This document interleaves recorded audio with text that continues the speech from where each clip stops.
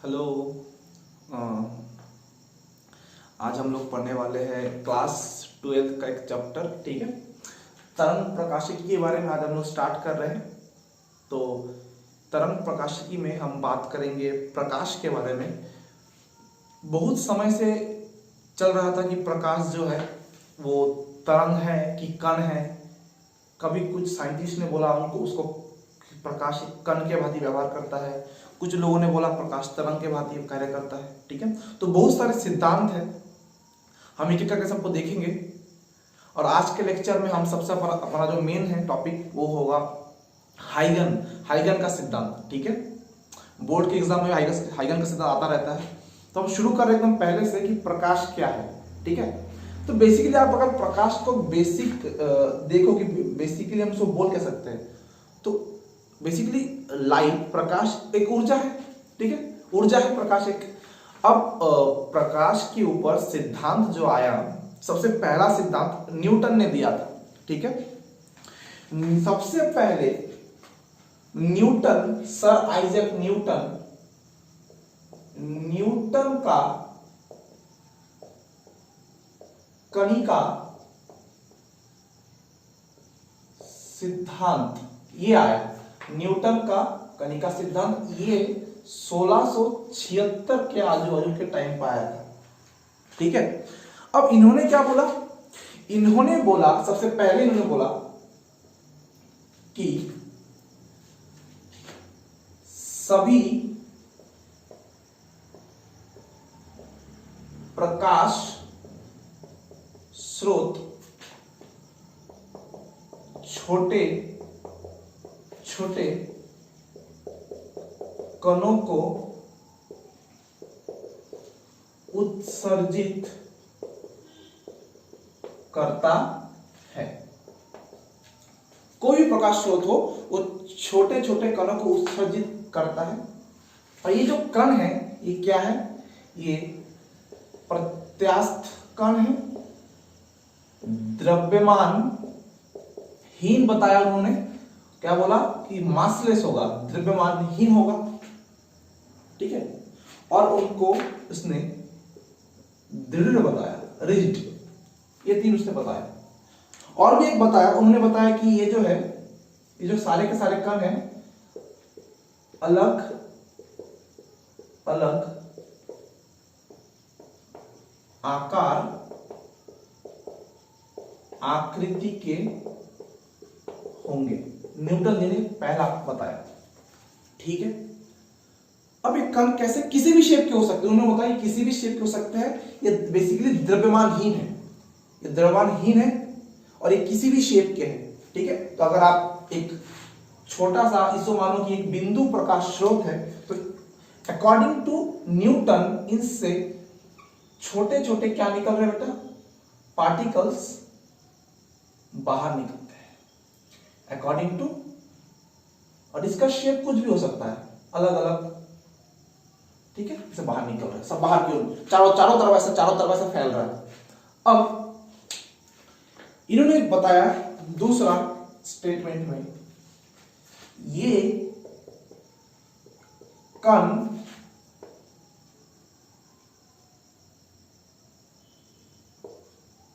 सीधी रेखा में गति करते हैं। ये कण सीधी रेखा में गति करते हैं तथा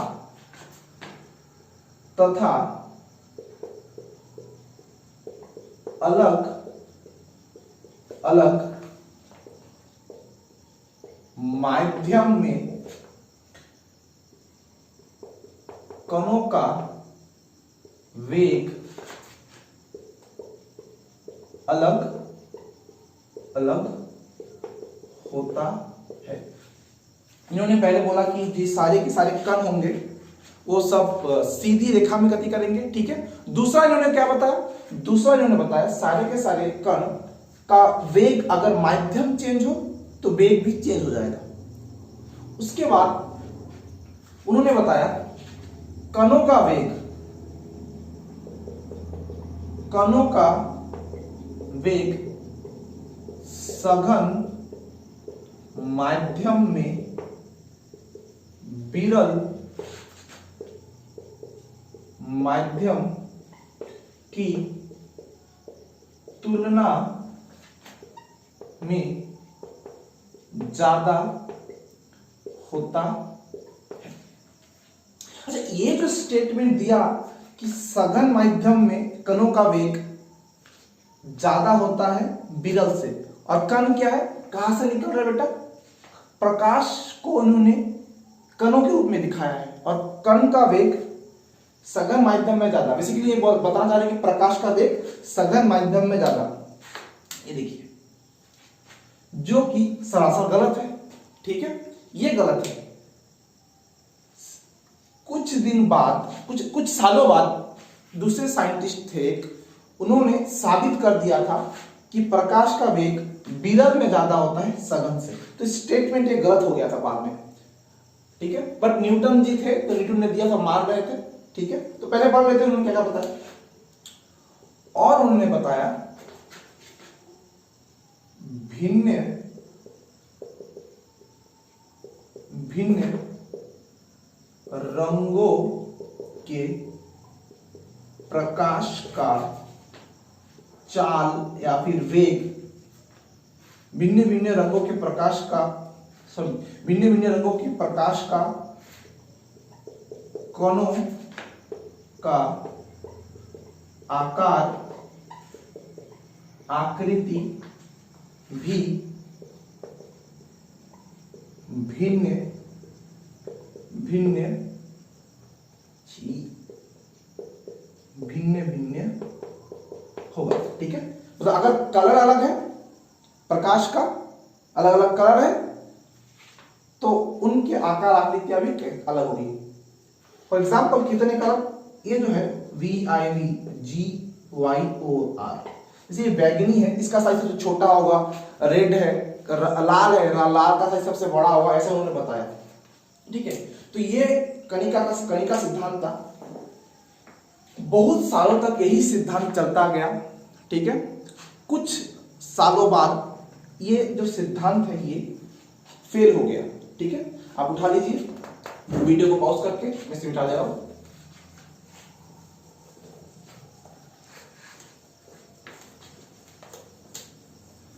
अब ये जो सिद्धांत, इसकी कुछ पॉइंट जो थे, जो इन्होंने सही बताया था, वो क्या था।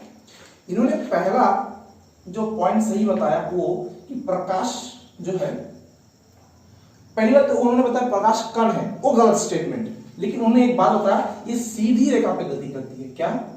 सीधी रेखा पर गति करती है, ये सही था। दूसरा इन्होंने क्या समझा दिया था, सही से नहीं समझाया था, समहाउ इन्होंने समझा दिया था, ठीक है। किसको बेटा? पहला इन्होंने परावर्तन को समझाया। कैसे समझाया? उन्होंने बोला देखो कि एक ये सरफेस है, इसके ऊपर कण जो है ऐसे आते हैं और टकरा के वापस चल जाते हैं। पूरा सही नहीं है, फिर भी थोड़ा सा उन्होंने ठीक ठाक समझाया इसको। उसके बाद इन्होंने अपवर्तन को भी समझाया कि अगर माध्यम, मान लीजिए ऊपर एक माध्यम है, नीचे एक माध्यम है, माध्यम में परिवर्तन होगा तो क्या होगा? जब प्रकाश के कण, उन्होंने कण बताया था, कण का सिद्धांत है, कण आते हैं यहां पे, माध्यम को क्रॉस करते हैं, तो नीचे का जो माध्यम है इसको खींचता है। कैसे? जब ये क्रॉस करेगा, यहां के नीचे का जो माध्यम के कण है इसको अपने चारों तरफ ऐसे खींचता है। ये न्यूटन जी ने बताया था अपवर्तन को समझाने के लिए, लेकिन ये तो सरासर गलत है। बाद में स्टेटमेंट सब कुछ गलत हो गया, ठीक है। ऑलमोस्ट 100 साल तक ये चलता रहा, सब लोग मानते रहे, क्योंकि इसको दिया था न्यूटन जी ने, और वो जो थे बहुत फेमस हुआ करते थे।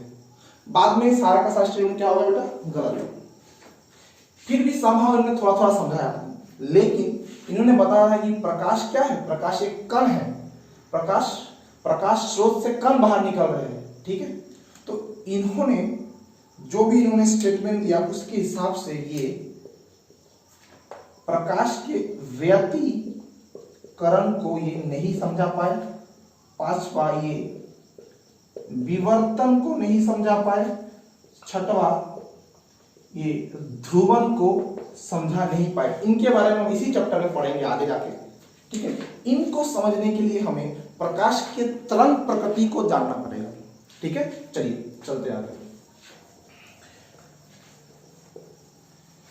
अब सुनिए, इन्होंने बताया था कि सघन में प्रकाश का वेग ज्यादा होता है, ठीक है, लेकिन 1850 के आजू बाजू एक दूसरे साइंटिस्ट आए थे, उन्होंने प्रैक्टिकली साबित कर दिया कि प्रकाश का जो वेग होता है वो विरल में ज्यादा होता है और सघन में कम।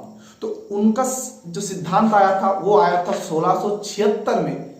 साबित कब हुआ? 1850 में, कि प्रकाश का वेग जो है वो विरल में ज्यादा होता है। तब तक लोग मान रहे थे कि न्यूटन सही है, ठीक है। लेकिन इसी टाइम जब न्यूटन का सिद्धांत आया था 1676 में, 1678 में और एक सिद्धांत आया था हाइगेंस का तरंग सिद्धांत, और इसी को हमें पढ़ना है।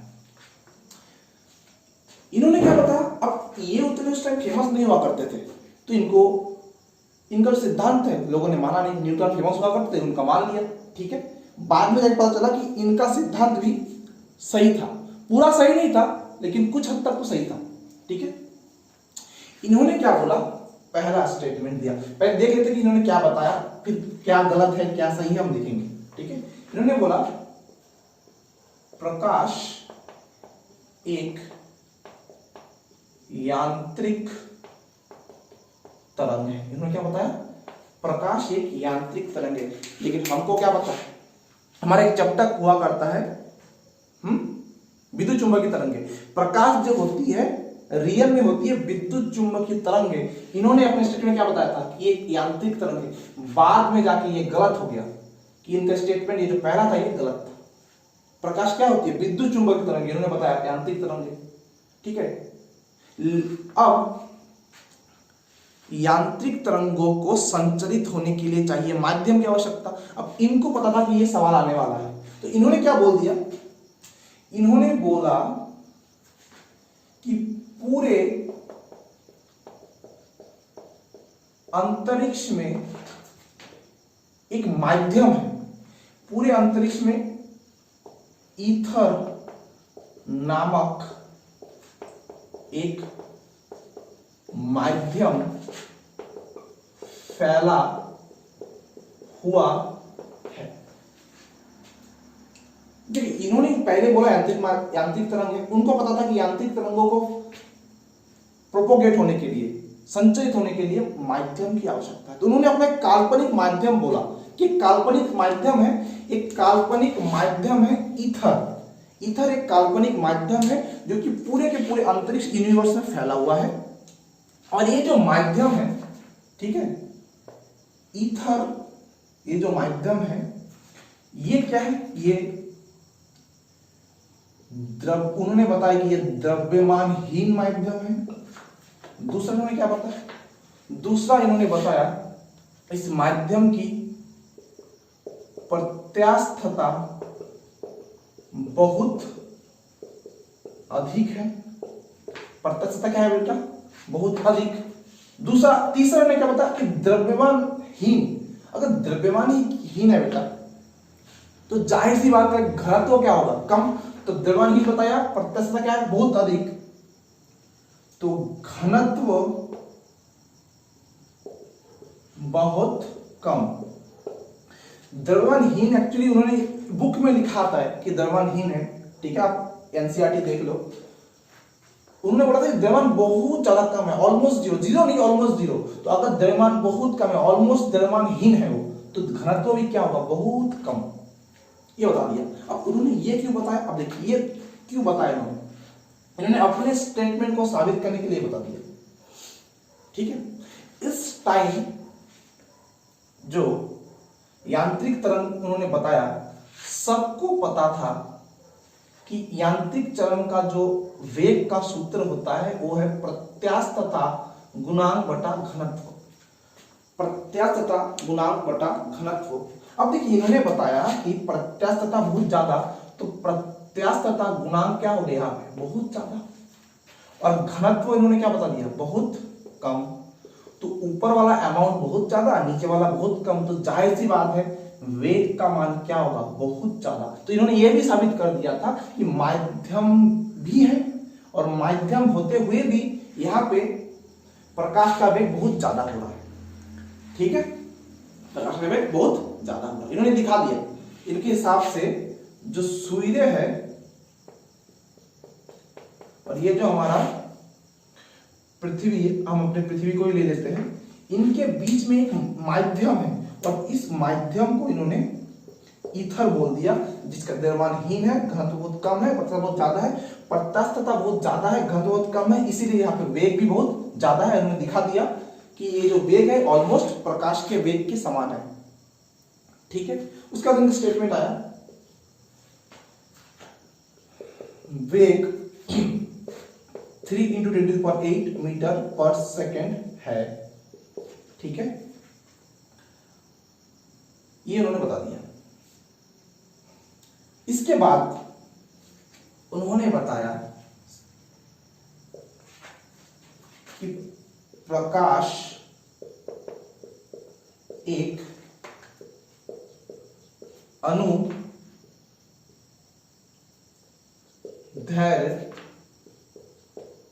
तरंग है।